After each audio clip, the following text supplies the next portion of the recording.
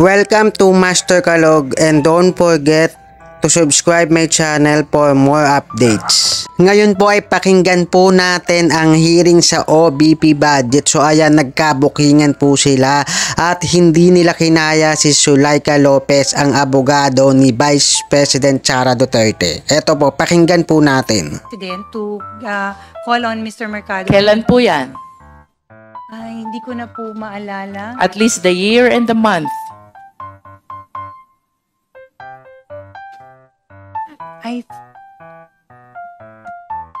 I think last year, Your Honor. Last year, this is 2023. Anong buwan ho ba ito?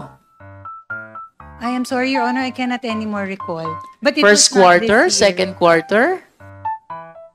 Also belittle the credentials of Yusek Mercado. It is not.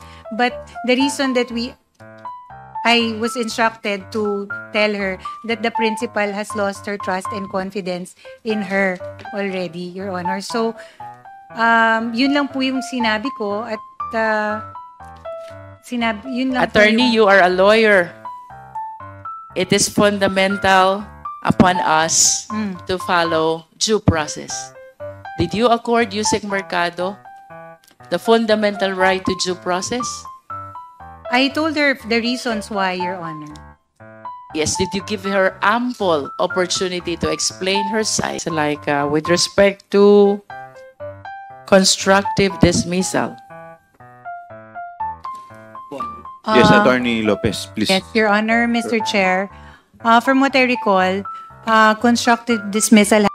I truly apologize if there was something in that letter that slighted you on a personal note. It was not my intention, Your Honor. I deeply apologize, and I wish and I hope you would consider my apology. This is my personal apology. VP at DepEd.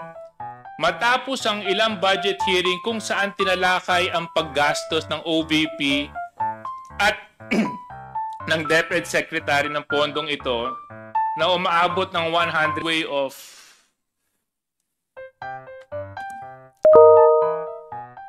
how do you explain it, Congressman Zia? You're good in explaining.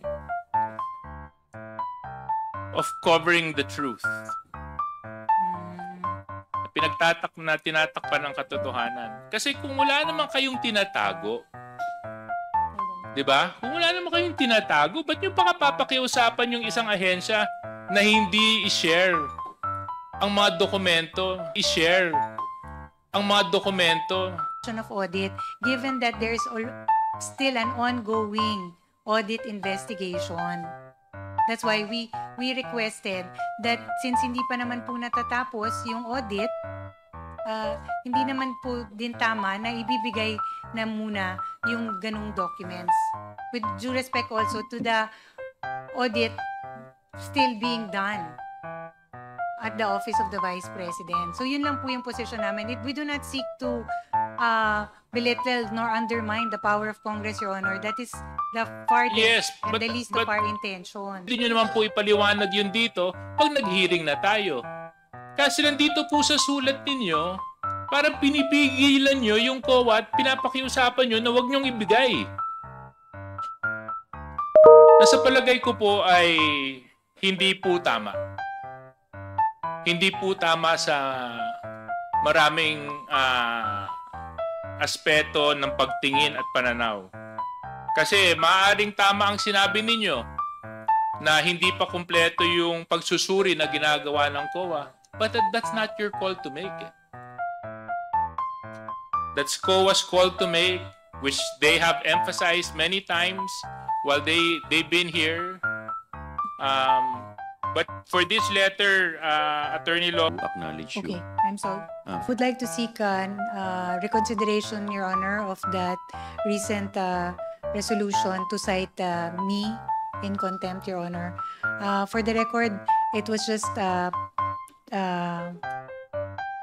respectful request to the Commission on Audit. There was no intention, Your Honor, to demand from them or to order them or to commandeer them into something that they did not want to do.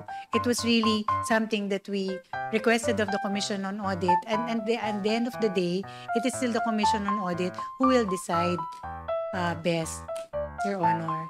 And on another matter, this is a personal note for the Congressman Franz. Ma'am, I truly apologize if there was something in that letter that slighted you on a personal note. It was not my intention, Your Honor.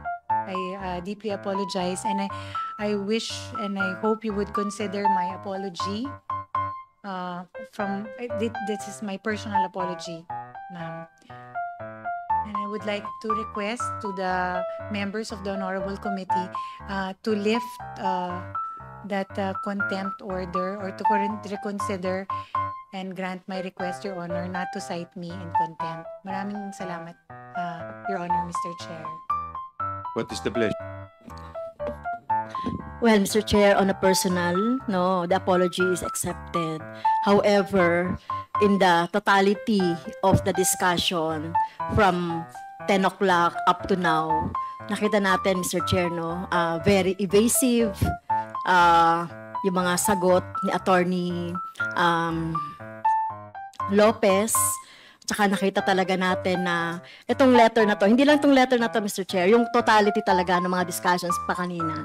Yun yung dahilan bakit natin siya gustong nag-move tayo na to cite in contempt. Kaya, Mr. Chair, I stand by my motion, Mr. Chair. Okay, since we have already cited Maximum naman, Mr. Chair, no?